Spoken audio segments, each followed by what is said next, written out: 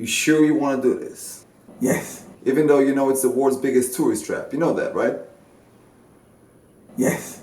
If we do this, I'm only gonna go with one time. That's it. Yes. Alright, let's go. Welcome to Walt Disney World. The most magical place on Earth is also the most visited vacation resort on Earth, with over 50 million visitors a year. That's a lot of Mickey ears right there. But before we get into the rides, the experience, the magic, It's the future.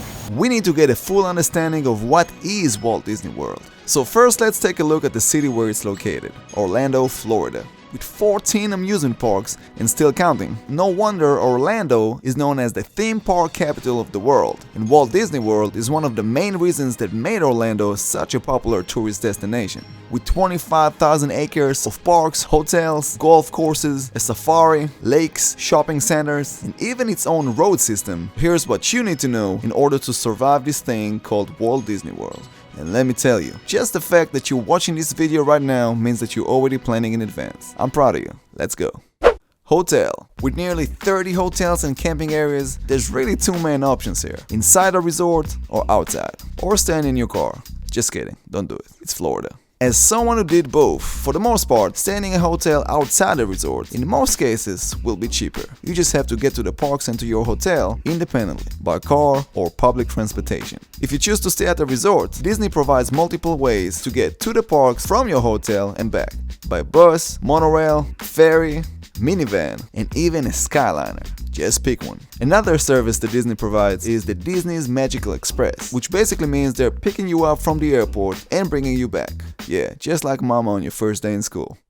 Park tickets. Walt Disney World has 4 main theme parks: Magic Kingdom, Epcot, Disney's Hollywood Studios, and Disney's Animal Kingdom. Most magical place on earth. You wanna know what's real magic? Here. They're making your money disappear.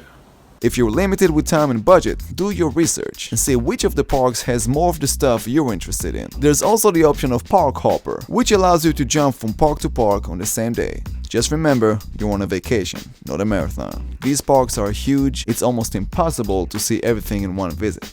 You're gonna do a lot of walking, so you wanna bring some comfortable shoes. What? Rides, or should I say, lines. Disney is known for their long lines, but don't worry, there are several ways to beat the long waiting. One of them is using FastPass. Fast what? FastPass is a free service that Disney offers. Yeah, free service at Disney. Which allows you to book up to 3 rides a park in advance. After using it, you can check to see what's available and book another one on the same day, and another one, and another one. Do me a favor and use it. Did I mention that it's free? Now you're still gonna find yourself standing in lines. I mean, you are in Disney. That's part of the experience. And some rides are so popular that it's almost impossible to book a fast pass.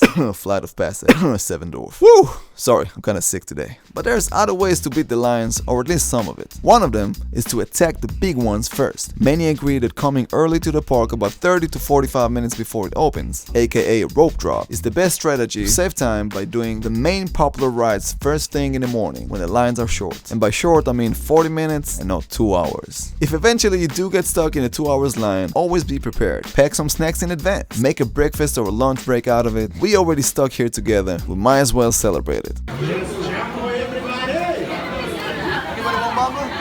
Speaking of food. Other than long lines, Disney is known for their food. You can also make dining reservations to the restaurants in the park. I'm not gonna get into which is more recommended because it's really a matter of personal taste, literally. So just like the rides, do your own research and find the ones that you like.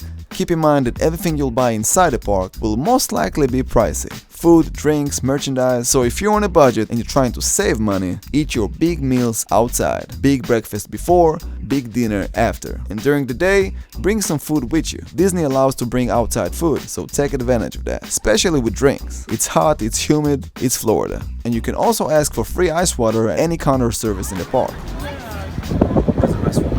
Shopping. Same as food. And I know, of course, inside of Disney you'll find the more exclusive stuff that are special to the parks only, but if you don't care about any of that and you just want a small souvenir from your vacation, there's plenty of gift shops outside of the parks for much cheaper prices. Oh yeah, and get yourself a poncho. Trust me on this one. And last but not least, My Disney Experience app. With this app, you can pretty much do everything that is mentioned here. Man, I sound like a commercial. But seriously, you can plan your stay, check into your hotel, buy your tickets, make reservations, book and schedule fast passes, see the ride's waiting time live, and so on and so on. Oh yeah, and you can download it for free. Did I mention it is free? In conclusion, okay, wait a minute. Let's stop for a second. So while making this video, I was focusing mostly on the informative and the technical stuff. But then, this happened.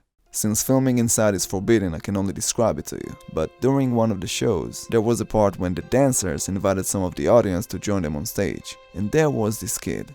He was disabled, escorted by his mom. They took him and lifted him up. His mom was crying. He was happy. And then it hit me. For the first time, I finally understood why places like this exist. Right, I call it the world's biggest tourist trap, but even I have to admit, there's a lot of effort put into this. Everything is just so well made, from the theming, to the rides, to the shows, to the energy and the passion of the cast members. You can really tell people put their heart into this. Yes, Walt Disney World is not cheap, but they're gonna make sure you'll get an experience of a lifetime, no matter where you're from and how old you are.